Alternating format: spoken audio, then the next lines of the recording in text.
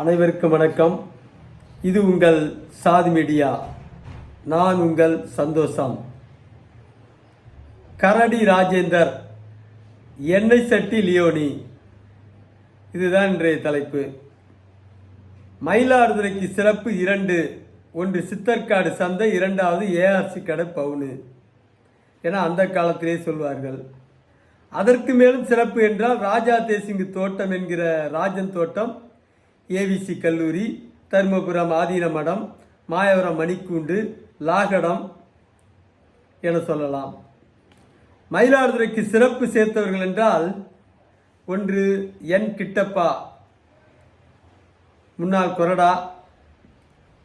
2 மிசா செங்குட்டுவன், முன்னாள் எம்எல்ஏ, நகர சேர்மன்.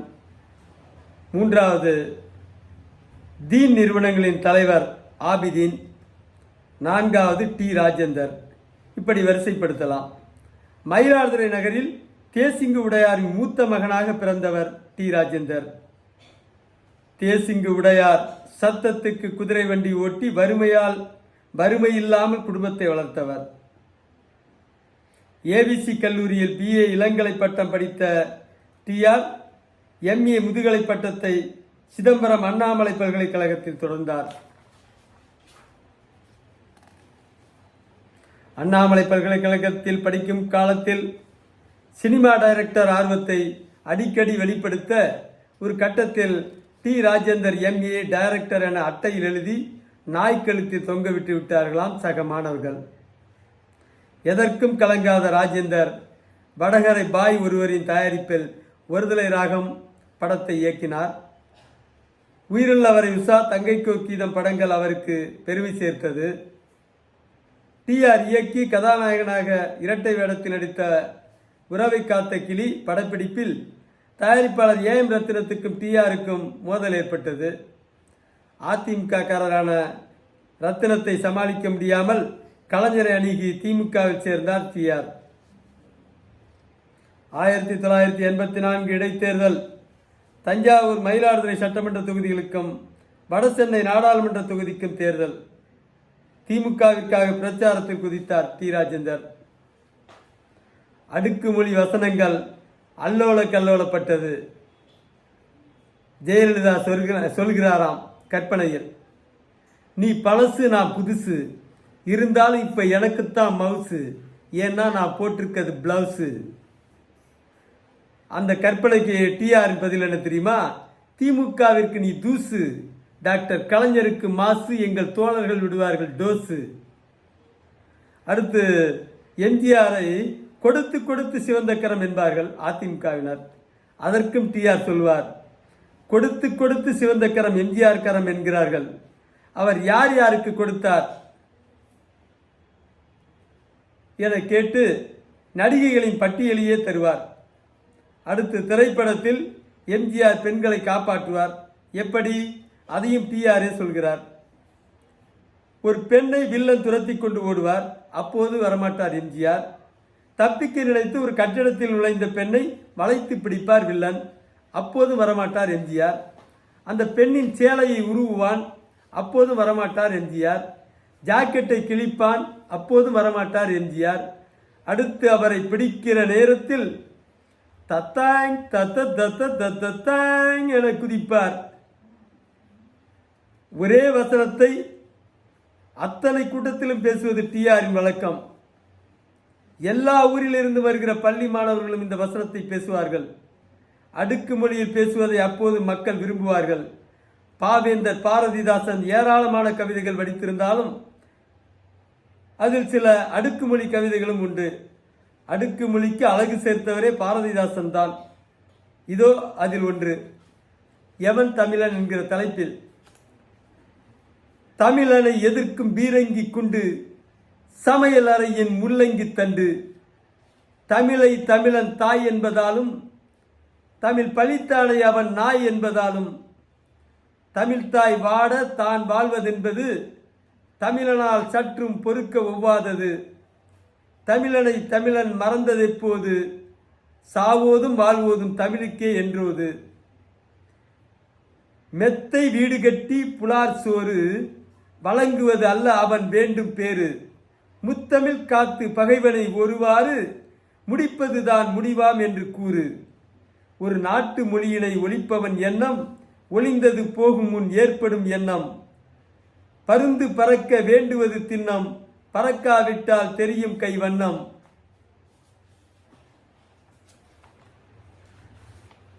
1986 ஆண்டு என நினைக்கிறேன். பொங்கல் விழா.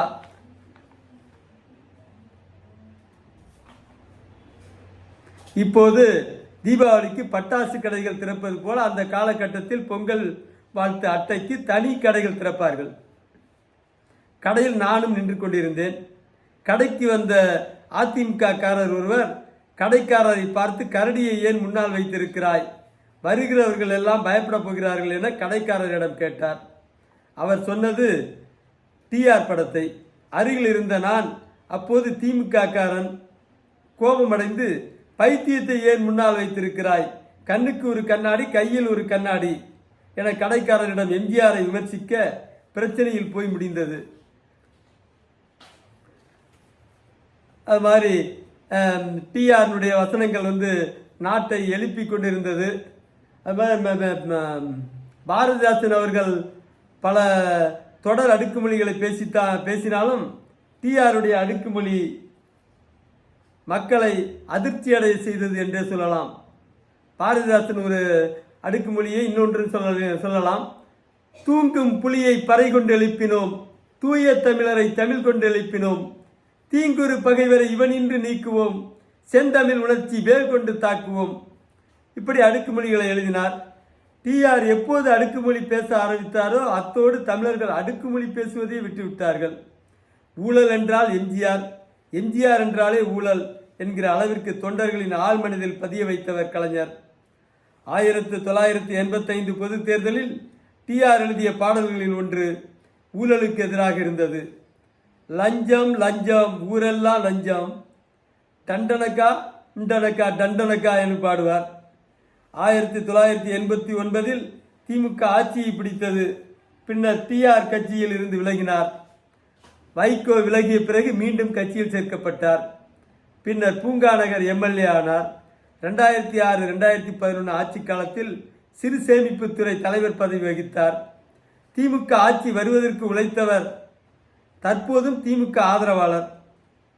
கடந்த 4 முறை திமுக ஆட்சியின் போதும் தமிழ்நாடு ஊழல் வேட்டை நடப்பது டிஆருக்கு தெரியும்.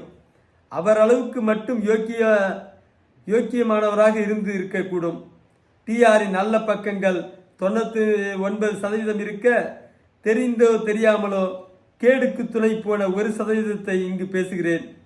அதுபோலவே லியோனி, திண்டுக்கல் லியோனி என அழைத்தாலும் உலகம் முழுவதும் உள்ள தமிழர்களின் இதயங்களை கவர்ந்தவர். தற்போது பாடநூல் கழக தலைவர். தமிழகத்தில் ஊழலில் அதிரி புதிரி செய்தவர் ஜெயலலிதா. ஜெயலலிதாவிற்கு சமமாக ஊழல் செய்தவர்கள் திமுகவில் 10 பேருக்கு மேல் இருக்கிறார்கள். மற்றவர்கள் ஊழல் செய்யவில்லையா என்றால் செய்தார்கள், கொஞ்சம் குறைவாக செய்தவர்கள். திருடச் சென்றவனுக்கு காவல் நின்றவனும், திருடிய பொருளை எடுத்து செல்ல உதவியவனும் திருட்டு குற்றத்தை செய்தவனே என்கிறார் காந்திஜி. ஊழலில் ஈடுபட்டோருக்கும் ஊழலுக்கு துணை நின்ற டி ராஜேந்தர், லியோனி, நல்லக்கண்ணு, திருச்சி வேலுசாமி, தமிழருவி மணியன், பல கருப்பையா உள்ளிட்ட துணையாளர்களுக்கு நிச்சயம் சொர்க்கம் கிடைக்காது. ஈழத்தில் நரகத்தில் உங்களுக்கு எண்ணெய் சட்டியில் எண்ணெய் கொதித்து கொண்டிருக்கிறது. நரகத்தில் உங்களுக்கு எண்ணெய் சட்டியில் எண்ணெய் கொதித்து கொண்டிருக்கிறது. மசாலா பேஸ்ட் தயாராக இருக்கிறது. மசாலா என்றால் ஆச்சி மசாலா, சக்தி மசாலா போல அல்ல. மட்டன் மசாலா, சிக்கன் மசாலா போலவும் அல்ல. அது வாய்க்கு இதமான உரைப்புடன் இருக்கும்.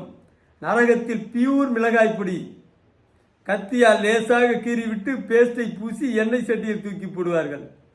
டிஆர் இப்போதாவது தவறை உணர்ந்து ஊழலுக்கு எதிராக பாடல் எழுதி வெளியிட வேண்டும்.